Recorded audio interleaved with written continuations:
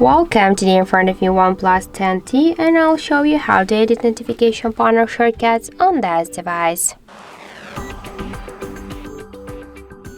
So first, let's open notification panel here, and if you wanna add or remove some icons from here or just to change their positions, you should click here on this edit icon. Then here in this down section we can see all icons just hidden. If you want to add some of them here, you should just hold the icon and then drag it here to this up section by this way. Okay, but as you can see, you will see the new icon only here. If you want to just add all of these icons, that's also another problem. You can just add all of them.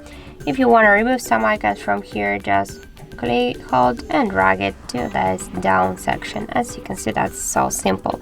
And to change the positions of the icons, you should just hold the icon and then drag it. You can also move the icons here or just between the screens, so that's not a problem. And just to save the changes, click here to go back, and that's it. So thank you for watching, and if you find this video helpful, don't forget to leave a like, comment and to subscribe our channel.